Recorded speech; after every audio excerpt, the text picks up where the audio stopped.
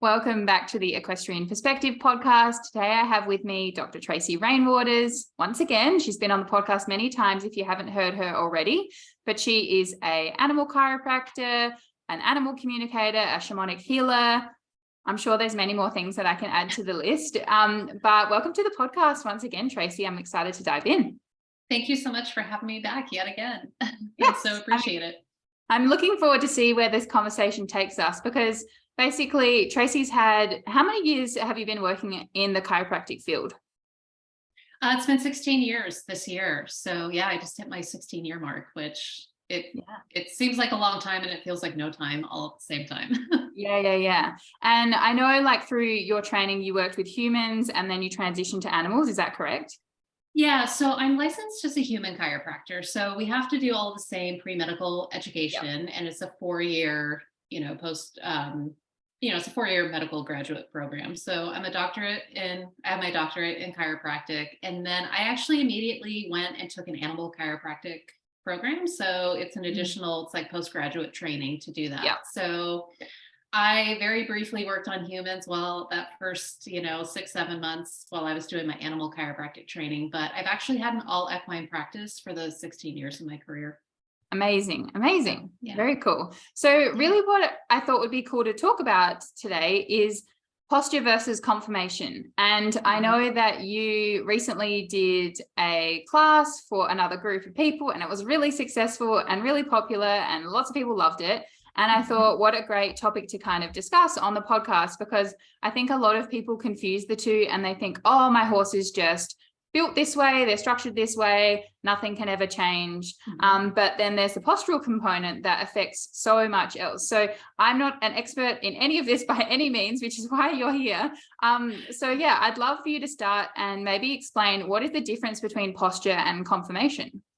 Yeah, so in its most basic terms, so our conformation is the bone structure that we're born with. So, and of course, that can be influenced by diet and lifestyle, like in a horse growing up. So obviously in their nutrition and how much time they spend in a field will absolutely affect bone structure and bone development. But ultimately, when we think of conformation, once we look at a skeletally mature horse, I mean, with conformation, we kind of have what we have. Posture is how our bone structure adapts to the forces of living. So that can be training, it can be due to trauma, it's how that whole skeletal system adapts to what is being required of a being as they go through life. And what I have found, I've primarily in the last 16 years worked with high performance horses, primarily dressage horses and show jumpers. And what really inspired all of this was seeing really high level horses. So horses competing small tour, up through the Grand Prix. And when you really looked at their overall development, I mean, these horses were, and it's like one of the most common things I see, they don't actually have correct posture, nor do they have the muscular system to actually support their body doing the job that they're doing.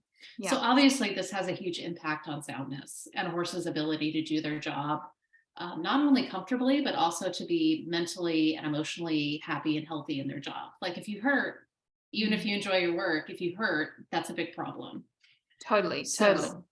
Yeah. And also, really what I found is, and this to me is just really interesting, but most trainers, even at the top of our sport, really do not have an understanding of what is a conformational fault versus what is a postural adaptation.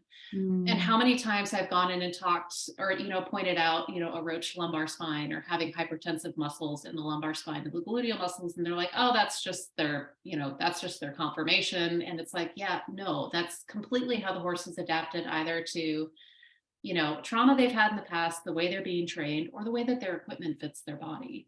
Yeah. And I feel like to me, it feels very nuanced because I kind of get the impression that, sure, if you look at a horse that maybe has a specific conformational fault, like maybe they're pigeon-toed or something like that, but then maybe you do the work to develop their thoracic sling and their neck muscles and their back, like the core and all of the things that might improve because maybe the horse was just really narrow in the chest or something like that. So it's not necessarily a conformation fault, it could be a Yes. postural fault, which feels really like, how do you know? It's confusing and it is very nuanced. And yeah.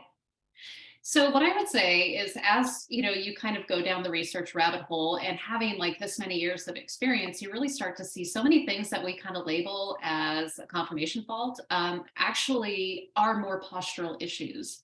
So yeah, I mean, having a toed in or a toed out horse, whether it's in the front limbs or the hind limbs, can absolutely be a function of conformation. But you could also argue that it's like, well, you know, if they didn't receive proper hoof care in the first couple of years of their life, like that will absolutely affect the way the limbs will grow and develop. Um, yeah, having a completely atrophied thoracic sling, or it can make a horse look like they're downhill, but they're actually not. I know you've had Celeste on a bunch, and she's talked about this. So, but what I have found is more often than not, what we're dealing with are postural issues related to training or core equipment fit. And really looking at, what proper dressage and proper training can actually do for a horse, and how that can really support and change the body. You start to realize that, yeah, maybe my horse isn't actually downhill. Maybe that's not a conformational issue. It's, they're weak in the thoracic sling, or they've been ridden in really ill-fitting tack. And they've had, they have back pain from their saddle for years, and they actually can't lift through their body like they're supposed to.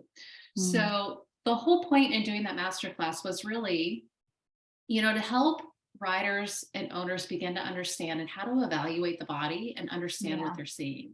And even just looking at muscle groups and going like, well, are these soft and healthy and functioning and firing well, or are they tight and tense, or are they atrophied?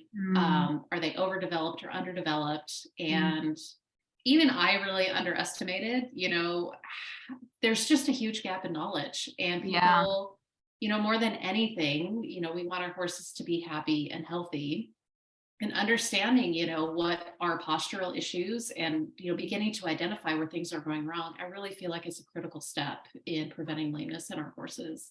Yeah, and it makes total sense. And as you were talking, I was kind of thinking, oh, is this something that a professional really needs to look at a horse and be like, no, I think this is a postural issue versus a conformation issue based on what you're seeing in the muscles, like you said, if they're atrophied or if they're overdeveloped or whatever.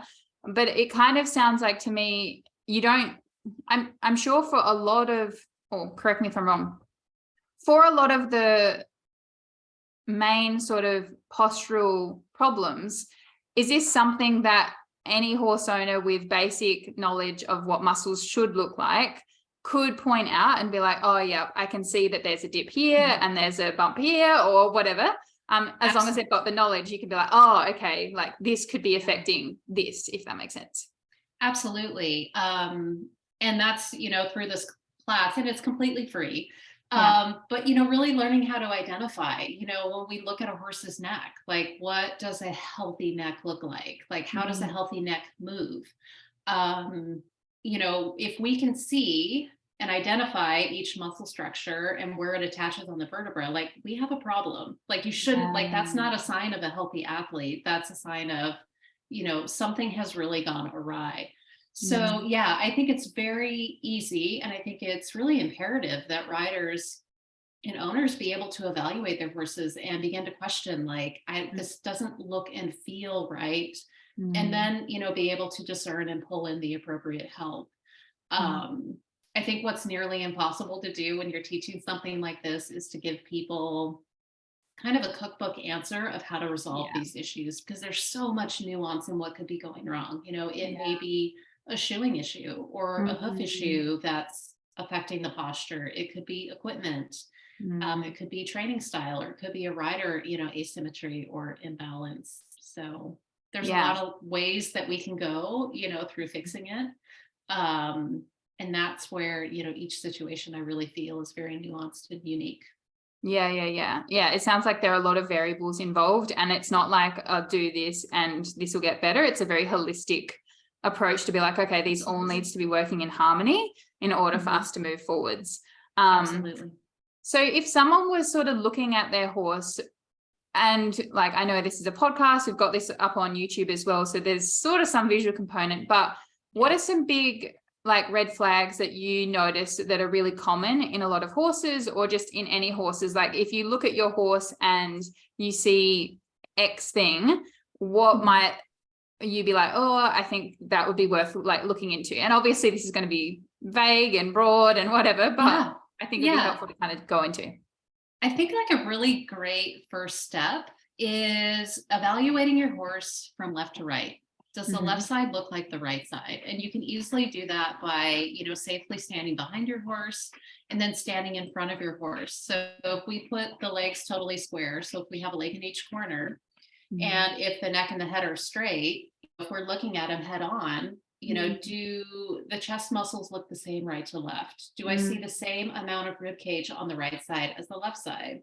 And then when you're standing behind them, do the hamstrings and the gluteal muscles up over the hip, does the right side look like the left side? Most horses, like people, have asymmetries in their bodies. So it's, again, we kind of want to look at the degree. If it's severe, even if a horse seems like they're, happy in their work, if we've got a big difference between the right side of the body and the left side of the body, like, to me, that's like a big red flag that, something is going awry and something needs to be addressed. The other thing that I think is really critical is, I think it's so important for owners to really get to know their horse's body and just gently, if you start up behind the ears of the foal, running your hands down their neck, up over their, along their back, up over their gluteal muscles, and just noticing, like, how do the muscles feel under my hand? Healthy muscle should feel like a raw steak or like pushing on the fleshy part of your palm. It should be soft and spongy, but there should still be a little bit of resistance to it. So if it feels like a horse's skin is on too tight, and if you've ever felt that, you'll know what I mean. Like the skin doesn't glide over the muscles. And if you can feel, the muscle fibers and where the muscles come together, if there are deep grooves in there, again, that to me is a great indicator that there's too much tension in the muscles. So again, also, noting how does your horse respond if you just gently stroke down their body? Does everything feel the same, and do they enjoy it, or do they pull away from you touching them? And then, just observing the horse from the side, where is the top of the withers in relationship to the top of the croup? And then we can also look, right through the stifle, when we look at the point of the elbow and the stifle, where are they in relationship to one another as well?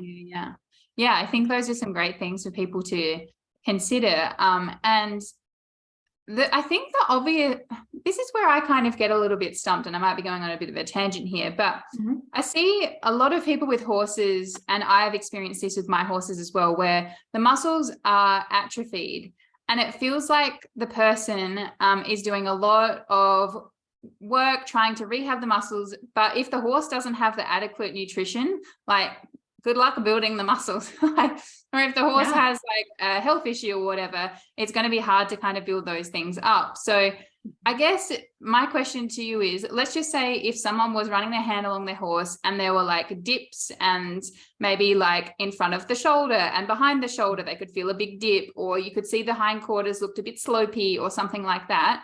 What would a couple of tips be that you would kind of go like, okay, this is this is my first point of call that I would roughly recommend, if that makes sense? Yeah. So a couple of thoughts, whenever I see horses that are atrophied right behind the scapula, so they've got that dip behind the shoulder, and then if you look right in front of the withers, there's like, if they've got that dip there, and if they look sunken in the base of the neck,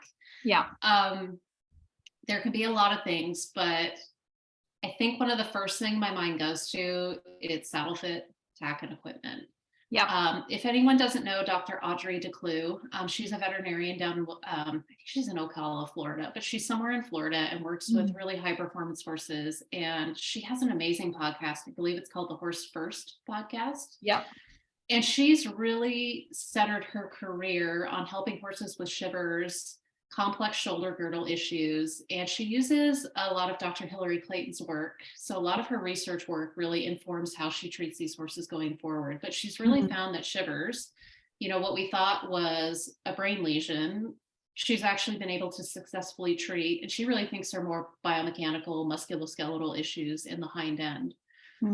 So, anyway, her podcast is fantastic. Her whole body of work is really, I think, revolutionizing the sport horse world in a really positive way. Mhm. But what she's found with shoulder girdle issues, and that actually extends beyond the thoracic sling. Mm. She said one of the primary breakdowns there, aside from riding and training, but she's like, it's really poor equipment fit. Yeah. So it's like really poor saddle fit, lunging horses and surcingles that actually force the withers, or I'm sorry, the sternum down. Mm. You know, even, you know, bridle fit, bit fit, you know, can really have a huge impact on all of that. So for me, like, again, like equipment fit is imperative. I think even when we buy custom saddles, Mm. you know, I tend to notice this trend that people are like, I just spent $8,000 on this custom saddle. It should be fine. I shouldn't have to do anything to it. And that is completely false. I tell most of my riders at the bare minimum, saddle fit should be checked every 6 months, where I think in reality it's quarterly, it's every 3 months. Yeah. Because again, so much can change, and it can change very quickly. Either Especially if with the you have, seasons. Yeah. absolutely. I mean, a horse's hair coat alone, even if we body clip them and leave the little triangle over the Yep. saddle, like that's actually Yeah. like almost a tree width. So like that makes a difference. Yeah. Horses, you know, I've seen in some dressage horses when they really become proficient at lifting through the sternum and getting the withers up, you know, their back shape can go from kind of round to, you know, they can actually narrow out once they start moving. Mm. So, you know, that can radically affect saddle fit. And Mm. a poor fitting saddle can really change a horse's back in a very short amount of time. Yeah. So, so I would say really start looking towards equipment. And then, yeah, nutrition. And I know here in the States, like I really recommend, you know, yes, working with a nutritionist, but really getting your veterinarian involved, because so much of this requires blood work. Yeah. And really, you know, I don't believe in just trying to cherry pick supplementation and like just looking at a horse and going like, maybe they need some magnesium, you know, but really doing blood work, even if it's just annually, to kind of just stay on track and make sure, you know, that your horse's nutrition is really optimized. Yeah. I think those are some great tips. And I feel like when a lot of people hear, oh, get a quarterly saddle fit or get blood work or look into that, it's almost just like investing in lessons or training opportunities under saddle is normalized, and people feel very comfortable with spending money on that area. But when you look at it and you go, okay, if anyone's ever feeling like, oh, this sucks, like I have to get my saddle fitted and it costs X amount of money, or I have to do this blood work and I've done all these things, or maybe you've done it before. It's just looking at when your horse is feeling healthy and happy and they're going to be more relaxed, your training is going to be infinitely easier and better. So it's like you probably won't need as many lessons, or you're going to progress faster because your horse is actually going to be happy. So it's just zooming out to look at the big picture of everything. Yeah. And, you know, the way I frame it with people too, it's like yes, it's expensive. I mean, I think in today's world, having horses in any capacity, it's just expensive. And if you want to ride, even if you're not showing all the time, but really riding with intention in a training program, it's expensive. But you know what? A lame horse is really expensive also. Yeah. And investing in the beginning and making sure that we're staying on top of nutrition and tack and shoeing. I'm also a huge advocate of just annual shoeing x-rays. Like hoof balance is so important to the rest of the body. And I don't care how great a farrier or a barefoot trimmer is, we have no idea what's happening on the inside of the foot unless we take a picture. We're just kind of making very educated guesses. So doing annual x-rays, you know, get your saddle fit, you know, checked regularly. I think, you know, as riders, like we need to take care of our own bodies. Like horses mirror our posture when we sit on them. We have way more influence over their posture than we acknowledge. So if we're really asymmetrical in our body, or if we're really deconditioned and weak, which I mean, we're human, like it happens, but you know, if we sit heavier in one seat bone, like we're going to be, you know, dragging the rib cage off to one side. So that asymmetry in your horse's back may not be, you know, shoeing or saddle fit. It may be our, you know, asymmetry. So, you know, investing in ourselves as well, and really taking care of ourselves and being as fit as we expect our horses to be. Yeah. And I think all of those can feel like hard pills to swallow, but it's just reality. And if we want to go down this path and pursue these things with our horses, that's just reality. And something that we need to do our best to make a part of our routine. Okay, so we talked about horses that are a bit atrophied or showing signs like that. What would you say if someone had, let's just say they were running their hands over their horse and it felt really, some muscles felt really hard, or like you were saying, the skin felt really like stuck to the muscle. What would you, where would your sort of like brain go, okay, I would check these things out? Yeah. So honestly, like one of my first things, like if that skin feels like it's on too tight and if the muscles are really hard, I really start thinking either like some sort of muscle metabolism issue, or like truly there is nutritional deficiency. So again, really making sure that, we're staying on top of and really monitoring what's going on with a horse like that.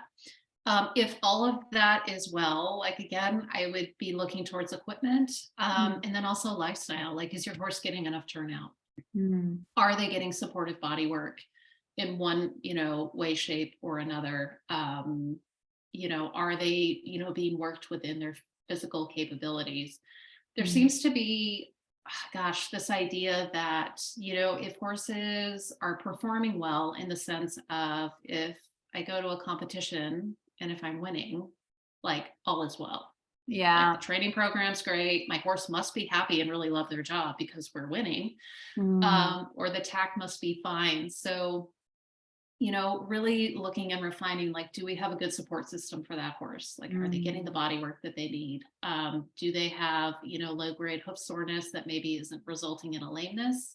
But, even a little bit of heel pain or a tender sole will totally change the way a horse holds and guards in their body and will lead to, full body soreness. So do you have different, I mean, there's going to be people listening to this podcast that compete their horses, and there's going to be people that listen to this podcast that just ride very recreationally. Like, is there a huge difference in terms of, I mean, I would assume so, but could you talk about like, okay, if let's just say over a year, or how often would you recommend body work to a competition horse versus a like a recreational horse, and like these different sort of modalities? I'm just curious. Yeah. So I always tell people, it's so much easier to catch a problem and prevent a big problem than it is to fix a problem once it's arised. So I would say for a horse in moderate to low work, so maybe, you've got someone who rides on the weekends, or, maybe they take a lesson a week, but, really rides for pleasure. Even with those horses, I still recommend chiropractic care, like at least quarterly. So every 2 to 3 months, just to make sure that we're sort of monitoring what that skeletal system is doing. And maybe, adding some acupuncture or some massage or myofascial work in between my appointments. So every 6 to 8 weeks, that horse is getting support in some way or another. And then for performance horses, which really is like the primary basis of my practice, these horses I will typically see with chiropractic care either once a month or every other month. And again, really with this idea of, I really put these competition horses, whether they're ridden by an amateur or a professional, like they are professional athletes. And sometimes horses that are ridden by amateurs all the time, even if they're just doing lower level dressage work, the impact on their body may be harder than a professional riding them full time. So, and a little bit of that comes into knowing the horse's body. What I have, my clients, it always fall into, I'll either see them once a month or every other month, and then the massage therapist comes in between, or they'll get acupuncture in between. And I think that's a really great distinction that you made between the professional rider and the amateur rider, because I think often people assume that, oh, well, I'm doing less, or I'm not like working them to that level. And it's just like, you may not be, but you're not also riding like them our as neatly. Skill set, and our balance and our timing and our feel, not always, but often, may not mirror a professional. So, I've definitely seen, a horse could be doing the Grand Prix under a very elite rider and have less impact than the training level horse being ridden by a newbie, Totally. Like those are two very different scenarios. So, And so obviously, I feel like, sorry. no. I feel like all of this, requires, and I have so much compassion for this, it requires us being really honest with ourselves. Like, what Yeah. are our goals? Where are we at in reality? Mm. I've noticed over the years with my own horses and working very full time, I varied in my weight and my fitness and how often I was riding. And that definitely affects the care that my horses need. So, like, the Mm. less work that they're getting and the more out of shape I am, like, they're going to actually need more support than being in really consistent good training where I'm Mm. at, a really optimal fitness and health. Like, those things look very different. So, and I don't say this with any sense of judgment, but us just, being honest about, what we're able to do in any given time and how we can Yeah. support our horses through that. Yeah. Yeah. And I think once again, it's just bringing these truths to the table of being like, okay, Yeah. no judgment here. This is Yeah. just what it is. And obviously everyone's going to have different sort of ways that they can move through all of this. And some people can Yeah. dive right into these plans right away. And some people might have to make more of the strategy or be a little bit more, I don't know. What do you think about, like, if there was massage in between, like if you learned, I'm guessing if you learned some basic massage techniques and things like that, that's going to be better than nothing. Oh, absolutely. I actually, via Instagram, found someone who's up here in Washington. She's got an amazing platform. It's just equine bodywork online. I do not make any money. Yeah. I don't benefit from this at all, but she has an amazing program and she's got great content on Instagram, I think I but follow her. Does she have audio lessons as well? yeah, and it's like this They look program. good. So yeah, like, it's like an audio program that will, walk you through how to massage parts of your horse's body. Like, I think this is amazing. Like, Yeah. I find so many owners really want to be engaged Yeah. and, and learning how to do, healthy, supportive body work for your own horse that you can incorporate before and after a ride is fantastic. Yeah. Yeah. Yeah. Amazing. Yeah. So it's just doing what you can do and just having the goal in mind of being like, okay, let's be realistic here. This is where I want to work towards, and figuring Yeah. out how to make that happen. Okay. Another question I had is, and this is something that's come up for me, is when you're assessing your horse and how they look, and I don't know if this is my previous like body dysmorphia coming into it, but sometimes I'll look at my horse and be like, they look amazing. They look great. And then it'll be like another day and maybe the lighting's a bit harsher and I can see every line in their body and like all of these things. How do you really assess a horse from a very non-biased point of view? Because I find it really hard. And like, I think because I have a knowledge gap of being like, okay, I'm guessing at what I'm looking at kind of thing. But what would you say if someone's like trying to do their best and they're like, woohoo, my horse looks great one day, and the next day you're like, oh my God, they look like the worst ever.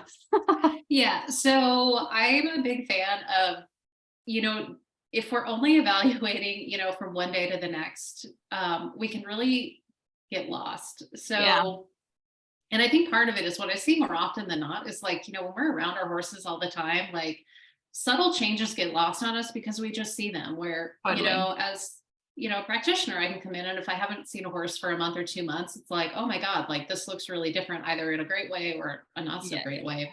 So I'm a big fan of, like, once a month, you can set a timer on your phone, like, take some standardized conformation shots of your horse. So stand them square, take a picture, looking at them from ideally both sides, straight on and from behind. So you can really, like, if you start to freak out and maybe you've had a really rough week of training or your horse has had, they've been Yeah. out of work for a little bit and you're bringing them back in and you notice like, oh my God, my horse has muscle tension. Like, should I freak out?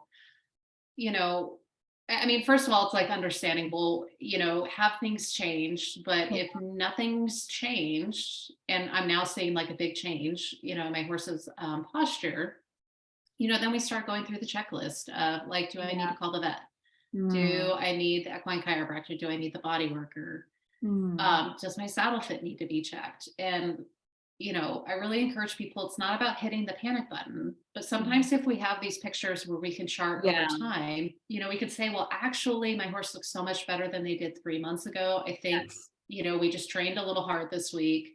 Maybe, we do a couple extra trail rides, we give them a day off in the field, do a little Mm. bit of body work, Yeah. or even, a more involved grooming session can really help muscles. But Yeah. No, I think that's helpful. And I think if you just have those pictures there objectively, because I think it can go the other way as well, of people doing things and be like, I don't think anything's working, or I don't see any changes. And then you actually take the moment to look at the month difference rather than like a before and after on a day or something like that. And you're like, oh, okay. Like I couldn't see it because like you said, you're just noticing all these shifts every day. Yeah. So I think that's really, really helpful. And also, like, if people have an iPhone, you could take a picture with your iPhone, and under the edit, there's like a little like pen tip that you can click, and you can, take the ruler and draw lines. So, you can really chart, I like to do them from the stifle to the elbow, and then also from the top of the withers to the top of the croup. And, that's a great thing to kind of watch over time. Like, what is my horse's body actually doing? So yeah. I've got my horses at home now. Sometimes I'll look out the window and I'm like, oh God, they look awful. And it's, but it's like a moment in time, and I come back the next day and it was like, no, they're just standing funky. It's like what we do it when we look in the mirror. Sometimes you're like, whoa. And then the next day you're like, oh, I'm fine. They look amazing. Yeah, totally. Oh dear. One thing I was going to say is, how would you discern whether your horse needs a chiropractor or something like that versus just a massage? And I know just a massage, it's not just a massage. There's many types of massage, but you get what I mean. So, and I'm going to say this, I think depending on the way we've been educated, and what I mean is, like, if you're talking to an acupuncturist versus a chiropractor versus, a body worker, and I kind of use body work to encompass all of the muscular, whether it's massage or,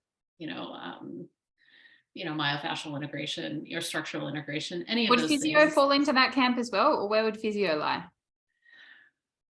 I think that varies country to country. So we don't, like in the US, really we don't really have like animal physiotherapists. Okay. So, but I noticed, like in the UK, that's really common. And to me, they're more like in the body worker. Yeah. So they don't really do manual manipulations or acupuncture, but they do but it's like massage work, structural integration. I get what you mean. Exercises. I forgot what your original question was. Oh, like, how would you know what to choose? Right. I really think the framework that we've been educated in really informs this. So, of course, as a chiropractor, and I'm going to, I was educated in a way where we're really looking at joint function and how do we keep healthy, mobile joints. So, of course, I think chiropractic is really important. I think all beings should be getting it to some degree, based on, how much the horses are being ridden or what people can, reasonably afford.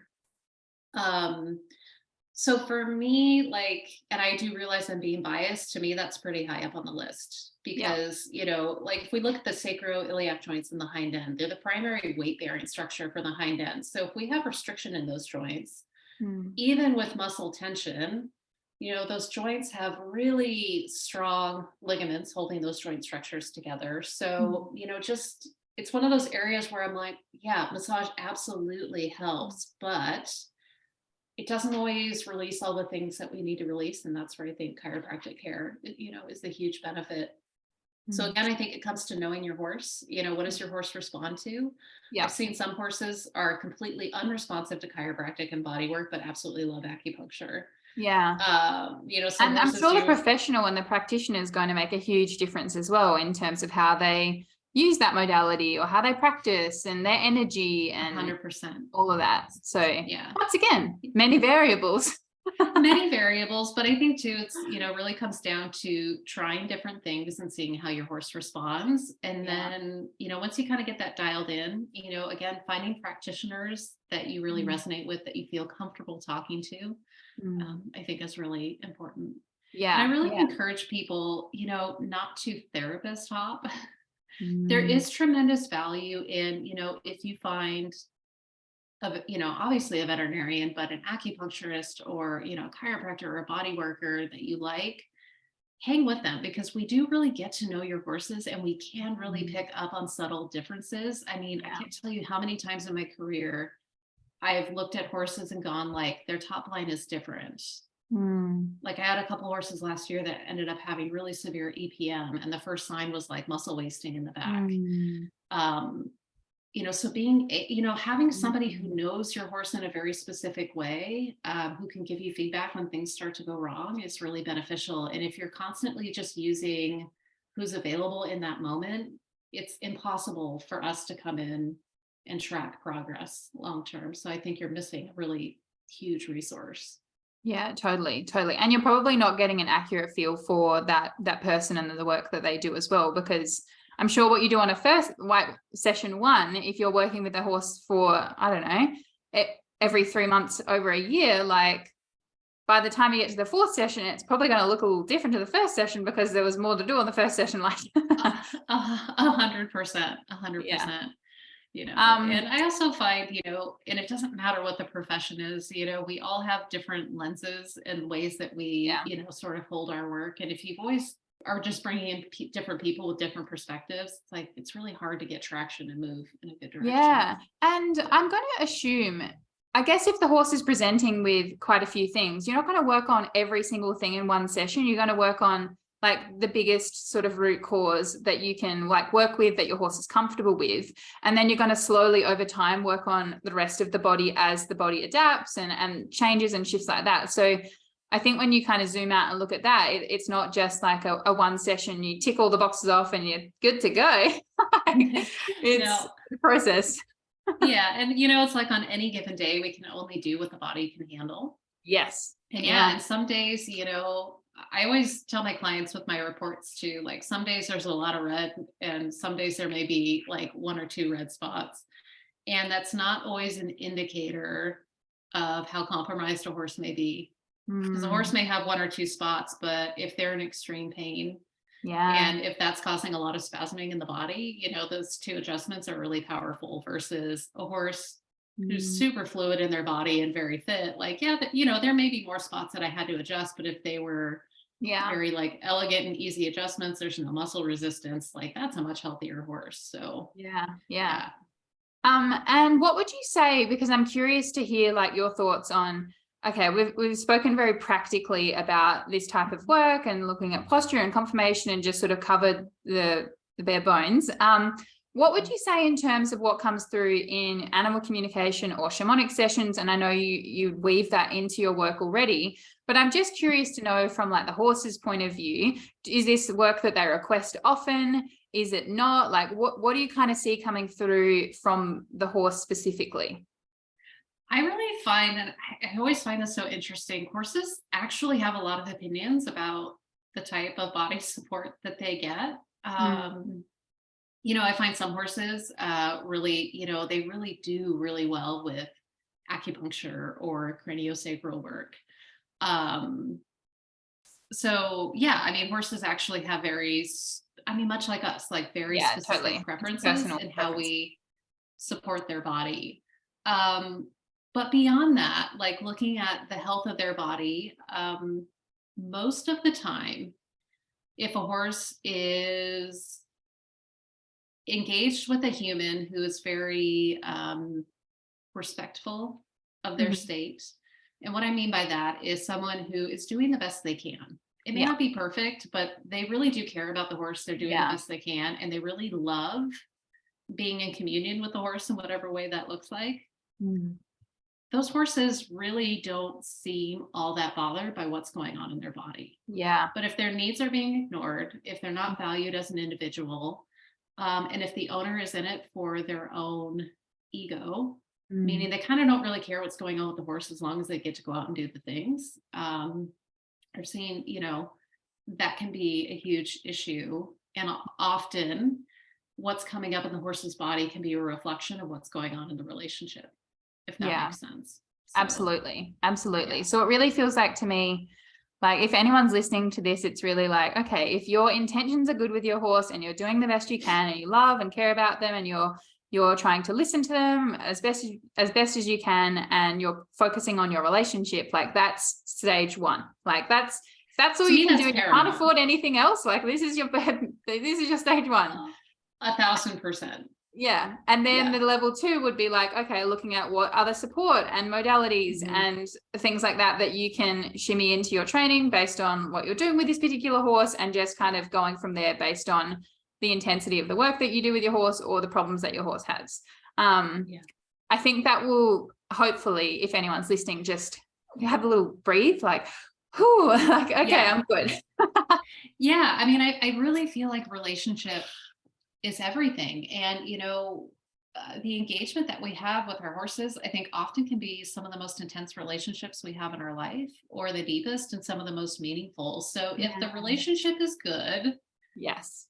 and perhaps it's not the most ideal training program that you would want to be in, or, you can only afford certain tack, which may not be, your primary thing. And maybe it's not a huge issue, but it's not perfect. I've seen horses tolerate that actually really well versus a horse that has access to every therapy, the best of everything, and intense training. But if their human is really blocked to the feedback that they're giving them, like, that can cause major body issues. There's just such an energetic and emotional disconnect between the two.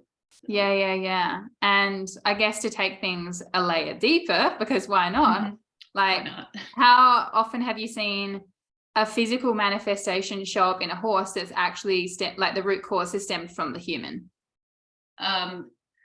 Often. Yeah. More often than not. And that's been the biggest hurdle in my career. I feel like having a medical background, working with super high performance horses, also being super intuitive. This has been the hardest thing for me to find a way to broach with people.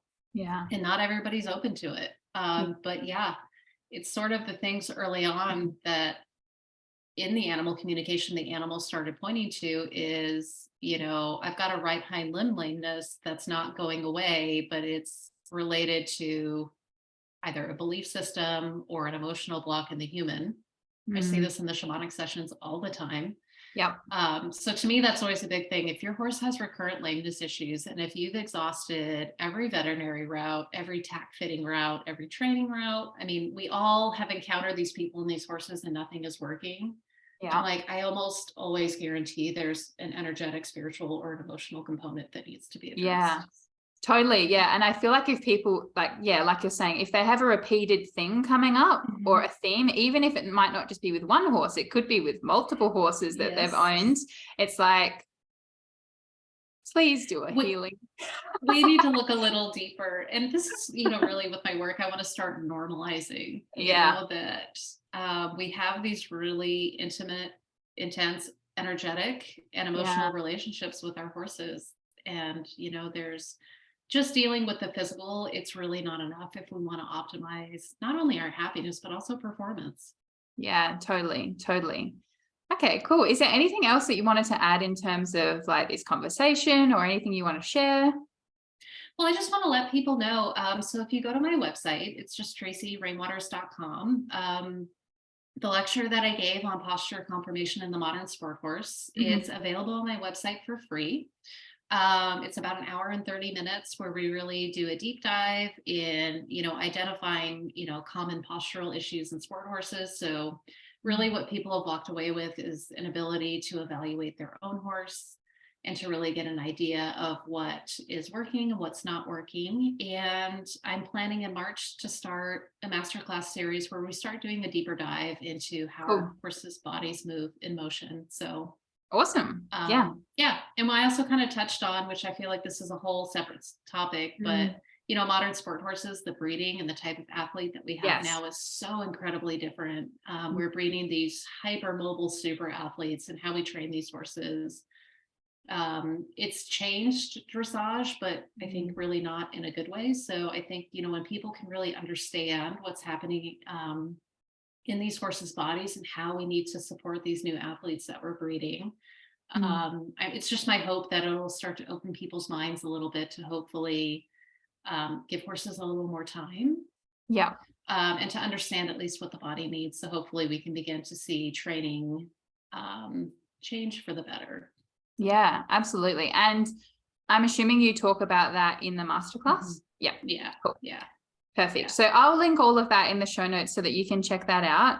And I pulled 3 cards because why not? Super.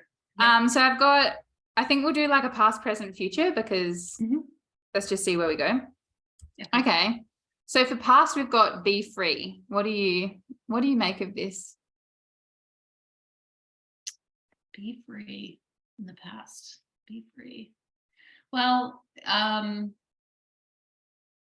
going to make it about myself, I kind of wish in my career I would have been more free with my voice, and what I saw going on. Um, but everything's led me to this moment.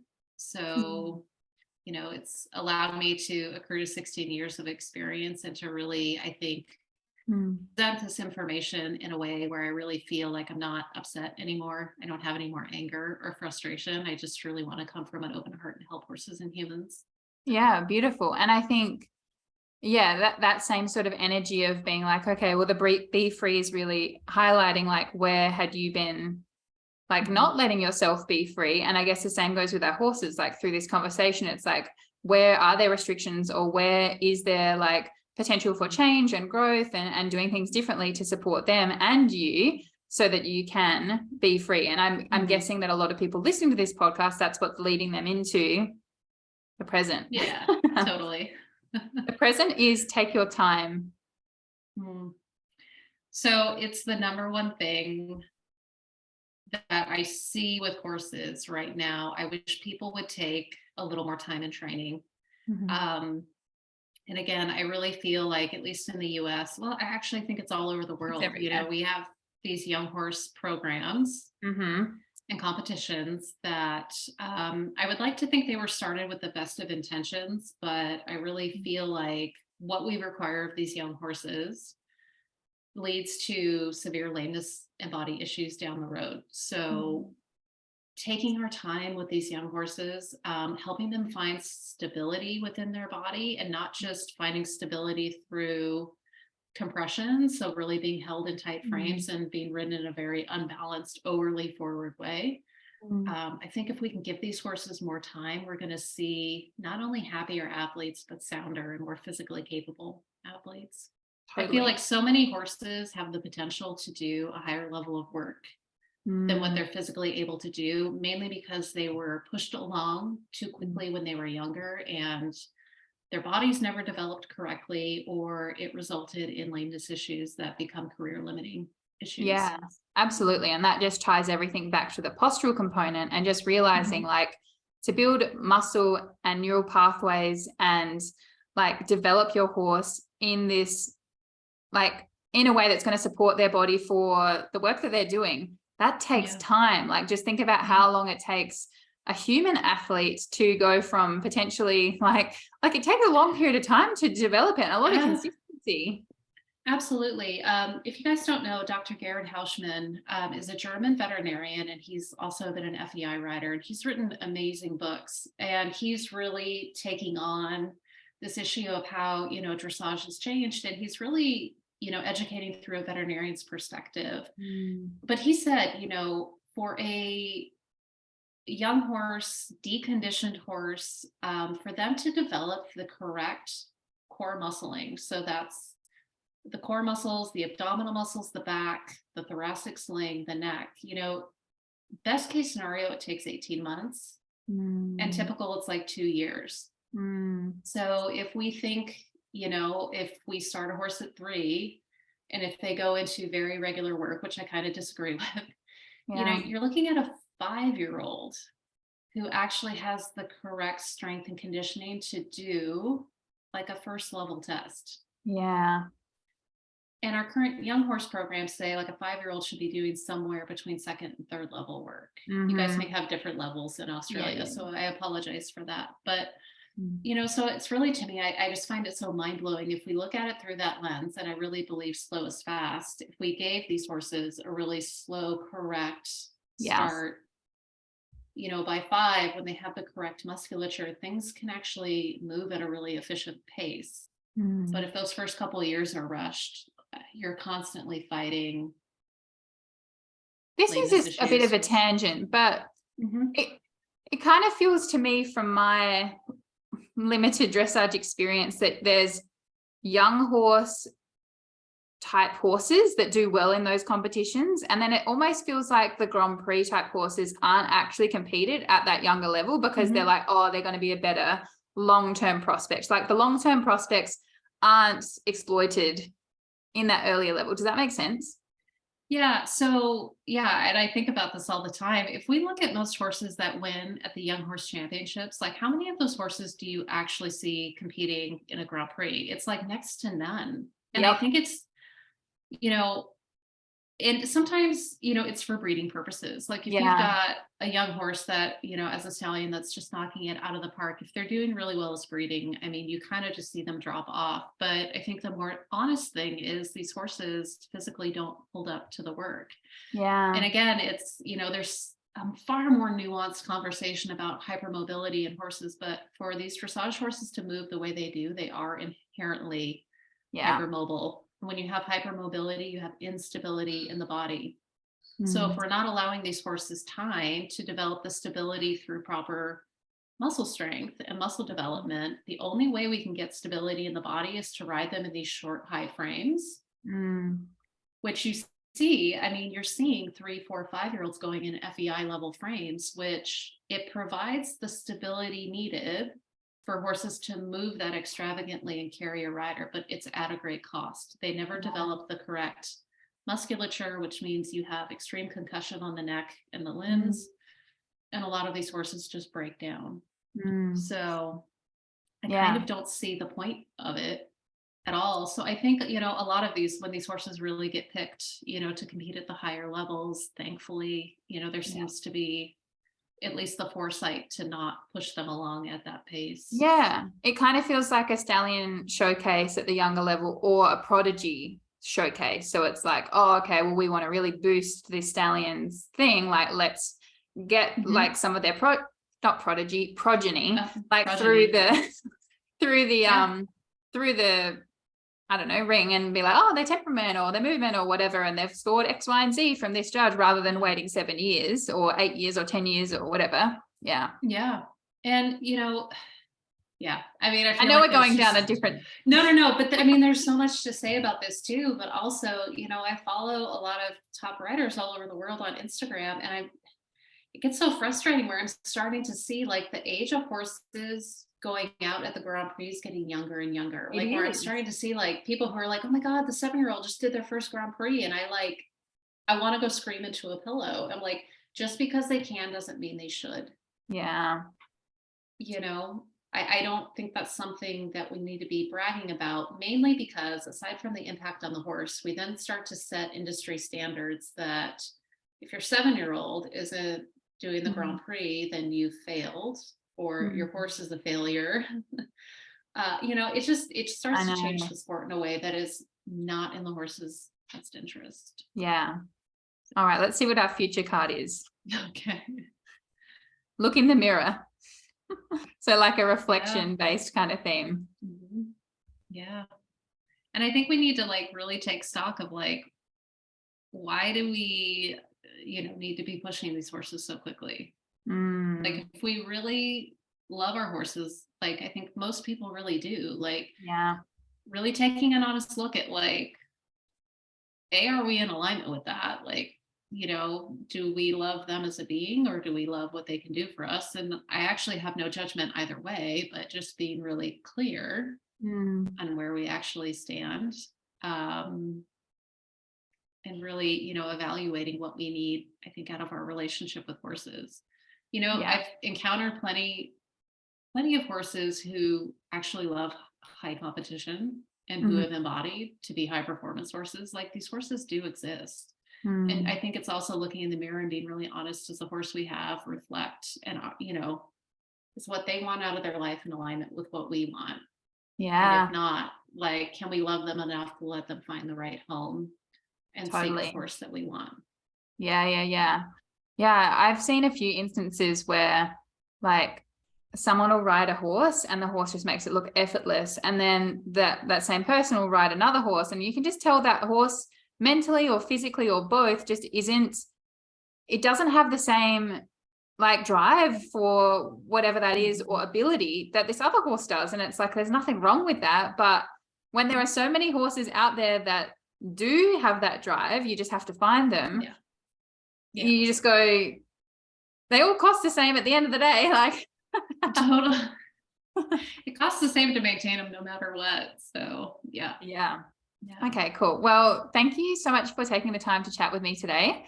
I'll pop all Thank of you the for links in having the me. show notes so you can check out Tracy's the masterclass and options to work with her and things like that via her website. And yeah, I feel like asking this because why not? And from today's Yeah. podcast, what is your equestrian perspective or a message that you'd like to share? You know, I think my perspective and my message that I would like to share is that as owners, I think we intuit and know far more about our horses than we give ourselves credit for. And Mhm. I really believe that education is the pathway forward to making things better for our horses. So Mhm. really, I'm actually so pro like people, embarking on their own bodywork journey and getting to know your horse's body. In all the subtleties and all the nuanced ways. So I'm really, I feel like I've been really focused the last couple of years on the relationship aspect from like the soul level and the energetic, but even, really looking at Mm. the physical and really developing a relationship with your horse's physical body and knowing what's going on. Because I Mm. often find we have to be an advocate for our own horse. Yeah. It's not necessarily our trainer's job or a vet's job. It's our job to Mhm. understand our horse's body, their emotions, their heart, and their soul to know what they need and Mm. to be able to advocate for them. Yeah. Beautiful. So, Love that. yeah, All right. thank Well, you. thank you so much for being here and we'll chat again soon. Yeah. Thank you. Have a good one.